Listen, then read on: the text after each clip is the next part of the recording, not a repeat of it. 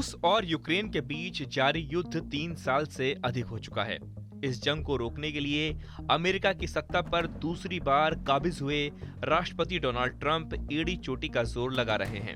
रूस यूक्रेन जंग रोकने में शुरुआती सकारात्मक संकेत भी सामने आए हैं।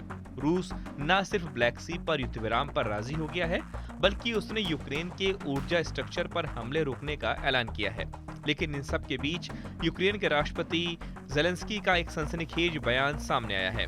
उन्होंने दावा किया है कि रूसी राष्ट्रपति पुतिन बहुत जल्द मरने वाले हैं। ये बयान उन्होंने पेरिस में फ्रांस के राष्ट्रपति इमैनुअल मैक्रों से मुलाकात के बाद एक इंटरव्यू के दौरान दिया। पत्रकारों से बात करते हुए जेलेंस्की ने कहा कि पुतिन जल्द मरेंगे और ये एक तथ्य है। इसके बाद सब कुछ समाप्त हो जाएगा। ऐसे में सवाल उठता है कि आखिर जेलेंस्की के इस बयान के पीछे की वजह क्या है। जेलेंस्की इस तरह का अटपटा बयान क्यों दे रहे हैं? आखिर जेलेंस्की ऐसी बात क्यों कर रहे हैं जिससे पुतिन भड़क जाए? वहीं जेलेंस्की के बयान का अगर मेडिकली विश्लेषण किया जाए तो तमाम मीडिया रिपोर्ट्स के अपने अपने दावे पुतिन की सेहत पर सवाल उठाती आई हैं। दरअसल पुतिन की हेल्थ को लेकर कई सालों से अटकलें लगाई जा रही हैं। कुछ मीडिया रिपोर्ट्स में दावा किया गया है कि उनका चेहरा अक्सर फूला हुआ नजर आता है और उन्हें सार्वजनिक बैठकों में कुर्सी पकड़कर बैठते हुए देखा गया है।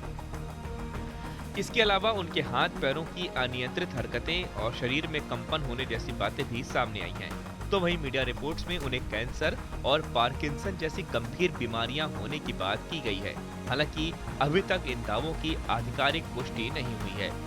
लेकिन जेलेंस्की का ये बयान केवल पुतिन की सेहत को लेकर चिंता नहीं जता रहा, बल्कि यह जेलेंस्की की एक राजनीतिक और मनोवैज्ञानिक दबाव बनाने की रणनीति हो सकती है। जेलेंस्की का ये बयान रूस के सत्ता ढांचे में अस्थिरता पैदा करने और आंतरिक कलह को बढ़ावा देने की एक कोशिश भी हो सकता है। हालांकि पुतिन की बीमारी को लेकर कोई आधिकारिक पुष्टि नहीं हुई है, लेकिन जेलेंस्की का ये बयान दर्शाता है कि यूक्रेन अब रूस को न केवल सैन्य रूप से बल्कि नेतृत्व के स्तर पर भी कमजोर मान रहा है। अब देखना होगा कि इस बयान पर रूस की प्रतिक्रिया क्या होगी और ये दोनों देशों के बीच चल रहे युद्ध को किस दिशा में ले जाएगा।